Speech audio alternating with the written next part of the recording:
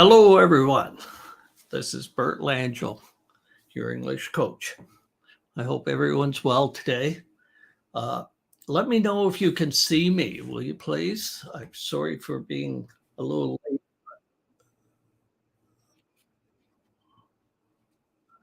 I'm, Now, I have a problem here. I'm getting feedback. Uh,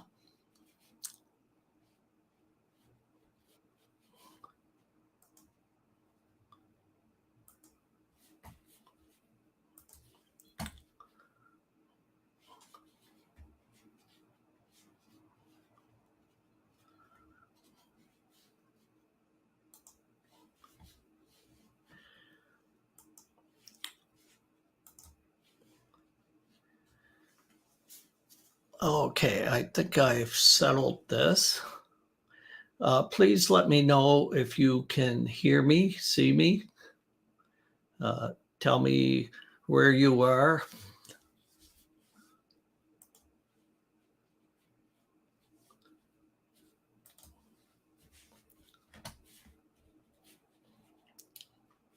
Now, I'm going to assume that everybody can see and hear me.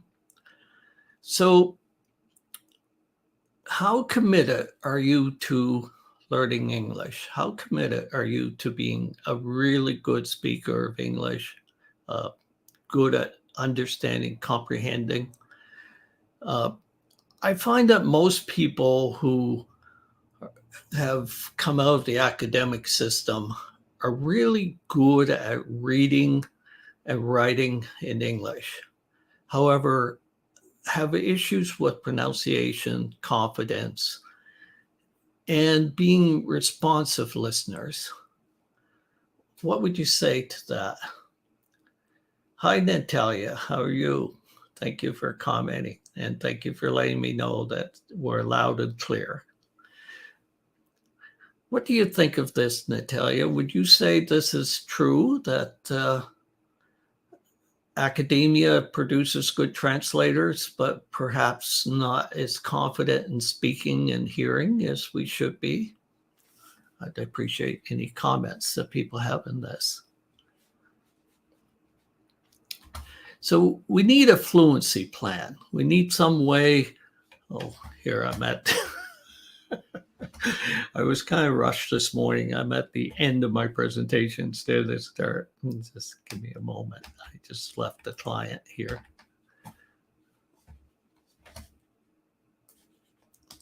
Usually I'm a little more ready.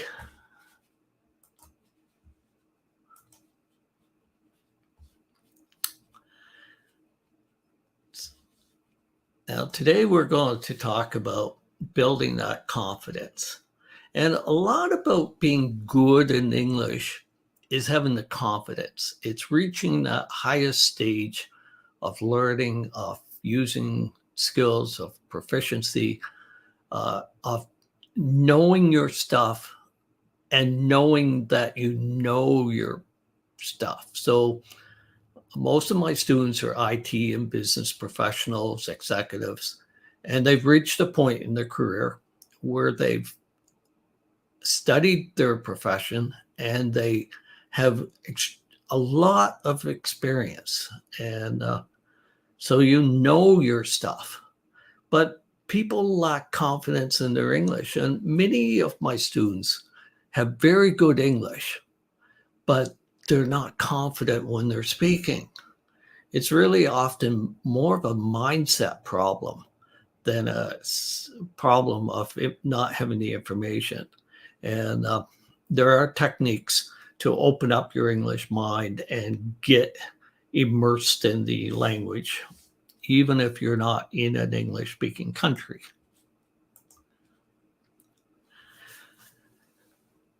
Why would you need to be really good at English? Why do you need to be able to understand the nuances of the English language? Well, like it or not, the business world the aviation world, the transportation industry, whatever you're involved in, the insurance industry, on a global basis, speak English. Perhaps someday it'll be Mandarin or something, but today it's English. And to do well in international companies, people need to be confident in their English.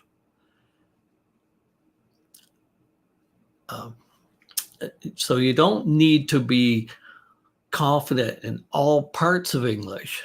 That's a tremendous task. But if you're in business or IT, you need to be proficient in business and IT English.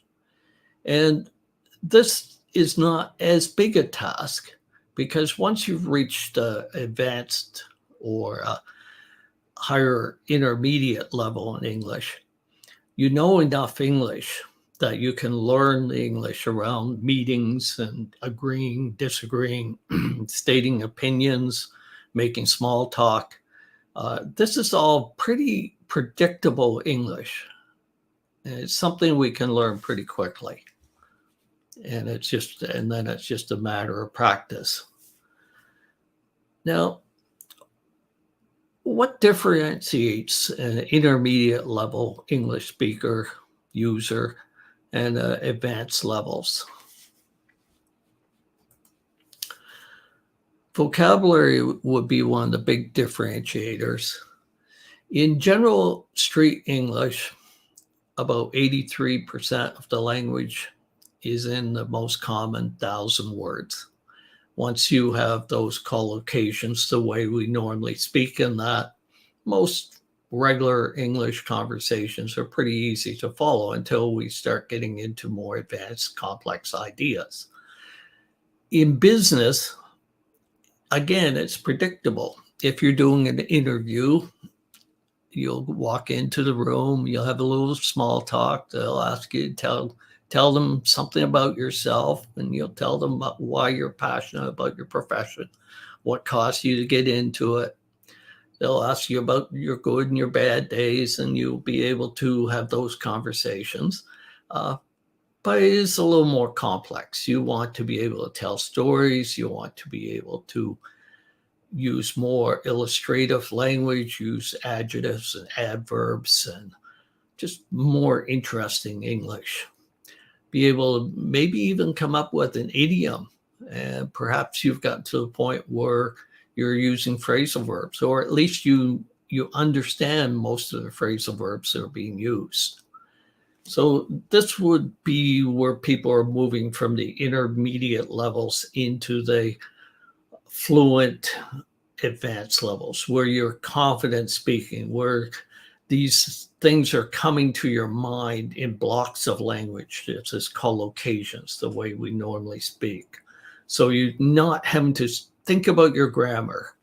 You're not really having to search your mind for words. They're appearing just like they do in your native language. And we'll talk about how you get there in a moment. We'll just go over some of the other. Now, sentence structure. So if you're advanced and you're comfortable, you can use compound sentences. You can use mixed conditional. You can use reported speech. You can tell stories. An example of this is a pretty complex sentence I came up with. The recent project displays that if our team has planned well, future projects will be even more successful and profitable. Would this impress a native speaker if you're at a meeting? I believe it would.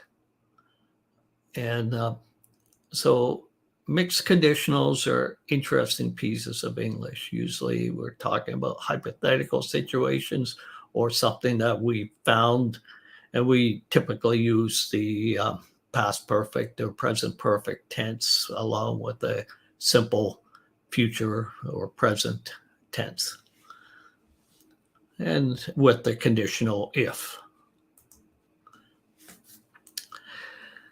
Now, listening is really, in my mind, more important than speaking. if we can ask questions, if we know the questions and people answer and we draw them out and we really truly understand what they're saying to us. We understand the nuance of their language, and we almost get to be mind readers because we're understanding it so clearly. We're getting just the little thoughts behind the words that they're using, and we're really understanding their personality. Uh, do and ask any questions. I'll keep my eye on the comments here. So, and if you think I'm wrong, let me know. I love to have these kinds of conversations. And on LinkedIn, there's a delay. On Facebook and YouTube, I don't think there's much of a delay. And by the way, let me know you're here and tell me where you're from. If you feel like telling me what you do and how English affects your life, how often you use English. Do you think that English is important for your career? Would it increase your income? Would it give you a better lifestyle? Just talk about it. I'd love to hear your comments.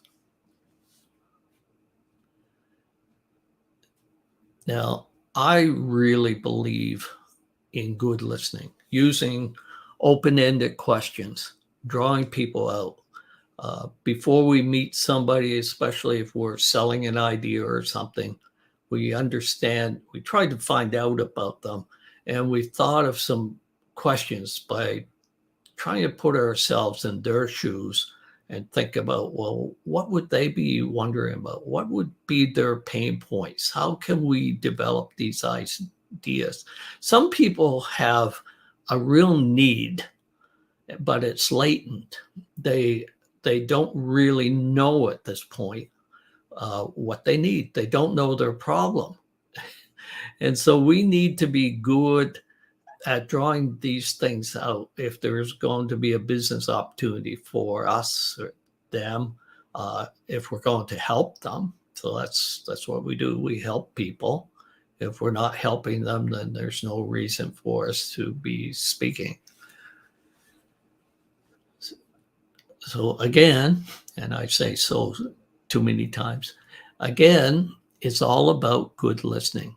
I think listening is just so good, to be unassuming and listen well.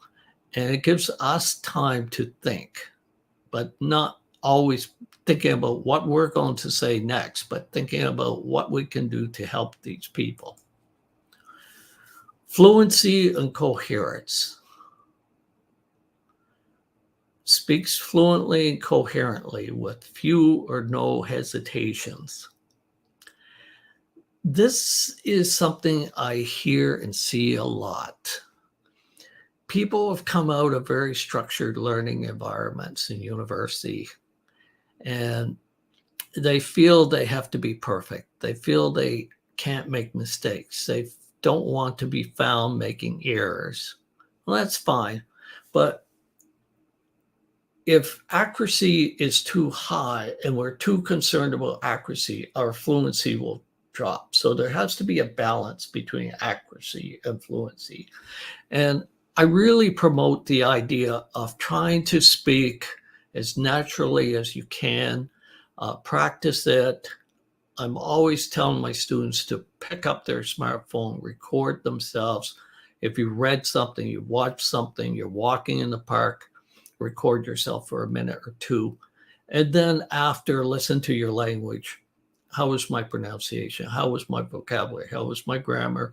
Was I easy to listen to? Could I have used a little different vocabulary? Could I add a couple words to it? Do I want to do it again and make it a little better? But continual improvement. However, the important thing is to do it. Tiger Woods was not a great golf player when he first started. He needed practice. It's the same as any profession, any sport. We need practice. We're crappy when we start. It's like making videos or whatever. Those we just have to tolerate ourselves for those 20 or 50 first videos before we get comfortable and we can just speak to a microphone as though we're speaking to another person. And coherence. Coherence is, how do we form our ideas? How do we present them? In many conversations, we feel an urgency to just answer very quickly. However, that's not so wise. Sometimes we have to just say, hey, that's a really interesting idea. Let me think about that. That's a good question. It really should take some thought. And that's a very professional thing to say, isn't it? You don't expect to walk into the doctor's office and they hand you a prescription. You would like them to listen to your symptoms, ask you some history, find out about you, same as a lawyer or tax accountant or whatever. So we need to listen and formulate our ideas and present them logically. And don't forget emotion. We humans are emotional. So if you're selling an idea or something, think about the emotion. I think about my students. Are you ever embarrassed in a meeting about your English? That's a big motivator. Generally, you should not be embarrassed about making mistakes. That's the truth. And we expect people to make mistakes. Natives make mistakes when they're speaking. So people make mistakes in your language, and they make mistakes in English and in your native language or whatever.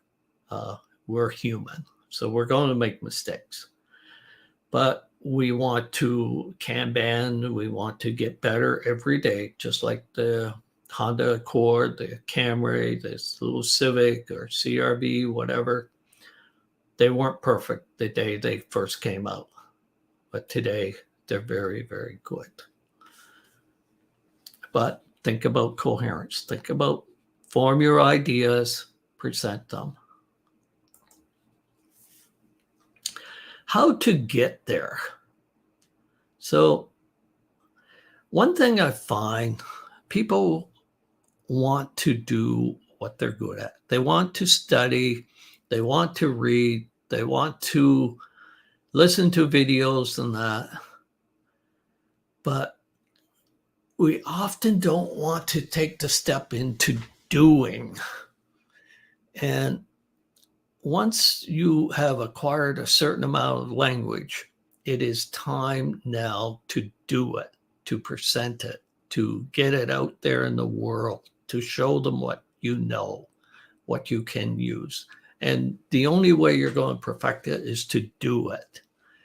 And that's just the truth of it. So again, read out loud, record yourself, listen to yourself, speak about what you've read, record yourself at this, think about afterwards, self-assess, be hard on yourself. And one thing to remember, none of us think that we sound good. We all think that we sound stupid. It's just human. We think our voice is strange. It's just the truth of the matter. Everybody has a decent voice. We were born with it, and that's what we have. So work on your weaknesses. So if, and again, I keep saying so, these are habitual things, and we need to make language learning habitual also. Work on our weaknesses. Most of my students that I work with would say speaking is their main problem. They can't think of vocabulary. They don't feel confident. They're embarrassed about their English. They're afraid they're going to make a mistake. This is why I hear all day long from my clients, students. And there's only one solution to this, and it is practice. Immerse yourself. Get in there and do it. Stand up at the meeting and present. Just be cognizant that we respect the other people. We give them respect. We earn respect back. And we use our English to form these relationships and to present our ideas and refine them and ultimately find what are the best decisions for the company and the stakeholders and that. So work at this and do the exercises, speak the language, and listen to the podcast, and always be listening for that English that we're using in the right situation. Many of my students send me recordings also. And if you send me a 2-minute recording, a 1-minute recording, I'll be glad to assess it for you and point out ideas on how to continue to make yourself better. Now, authentic material.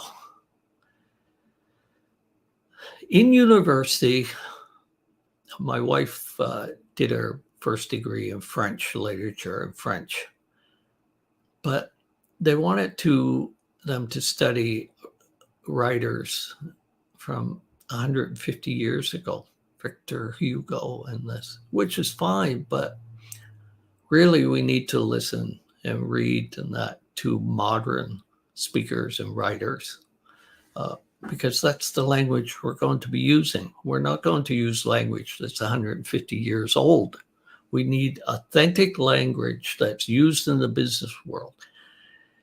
And don't read financial notes to financial reports and investor relations and that sort of thing. That's not the language that we use in meetings. That's a strange kind of corporate writing that I don't know why it exists. It's just a lot of it's really bad language. Read the way we speak. Read the way podcasts are presented. Think about how you would say it when you're reading something. Fiction is very good. Read John Grisham, Michael Connelly, good writers like that who are writing in our current time and using the collocations of our time.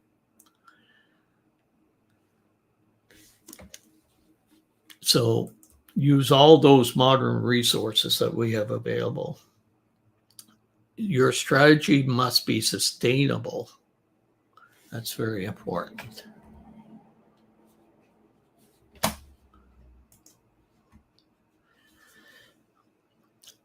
When are you going to do these exercises?